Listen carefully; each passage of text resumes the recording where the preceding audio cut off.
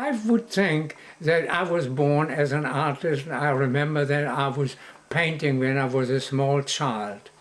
And I kept that up for all my life. I would say art was actually an autotherapy for me.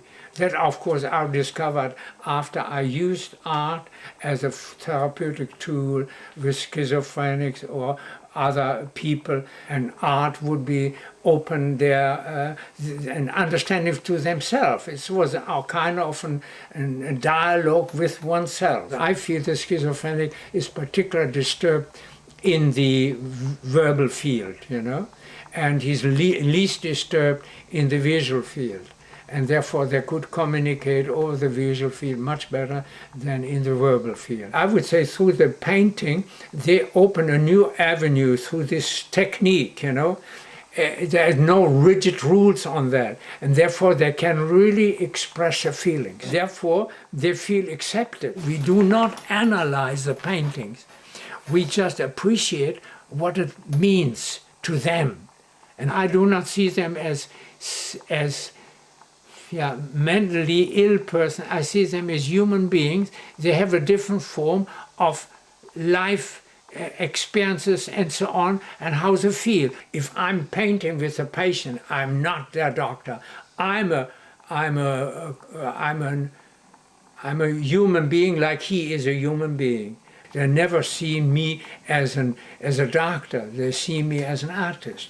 See, and that is you're on equal level. See, very important. I used to make toys for family members. And that would be submarines and airplanes and other stuff like that. You know, eventually, I just got displaced. It's just lonely. A lot about art is soothing and helpful. Brings a lot of genuine emotion to the surface. You know, is a good way of expressing our emotions and feelings and getting over them, or you know, even having fun. It keeps me busy. You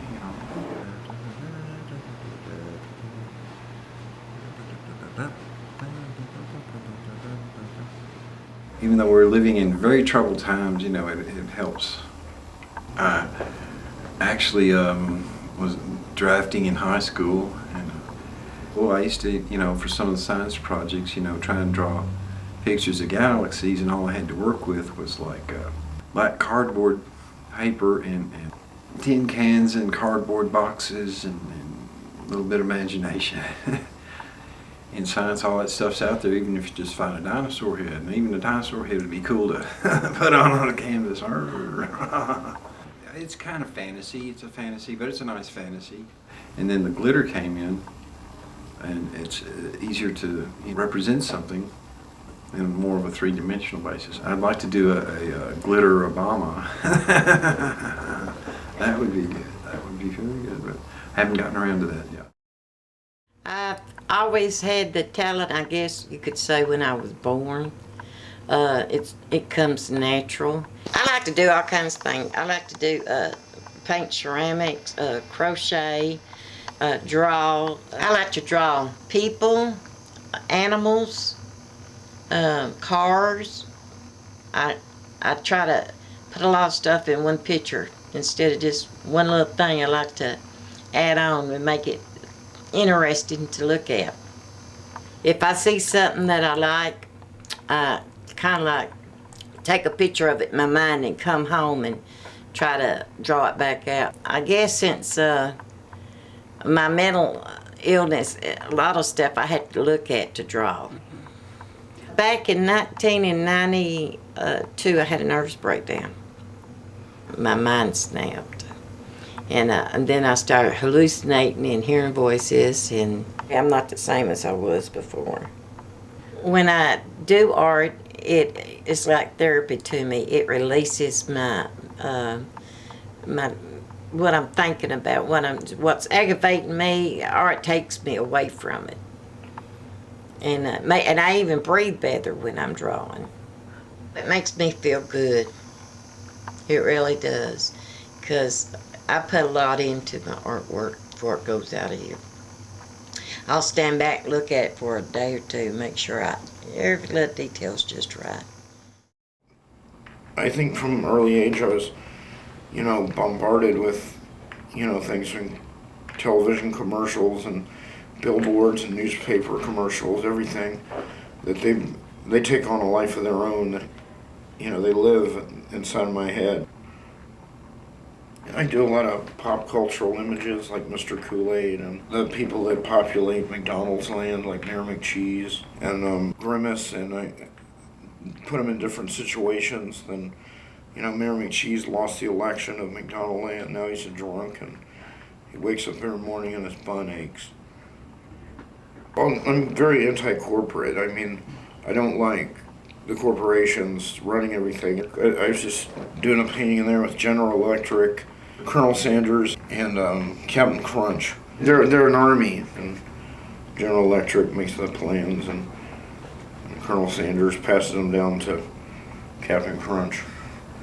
I don't know when it started, but maybe in my teens, I just started noticing girls smoking, and I really liked that.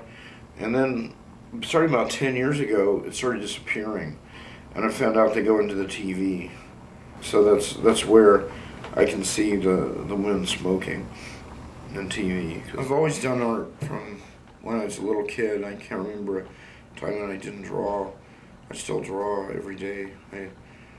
It's like a release of tension, and it gets some of the stuff out of my head. I'd like to be shown more.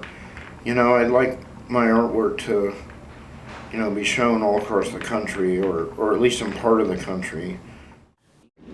Well, I first started doing art when I was like 2 years old, and really I drawed on the shoebox that my mother gave me, and I was drawing Blondie and Andy Cap. They told me I did a real good job on it, so that inspired me to be an artist, so I started trying to draw as many times as I possibly could.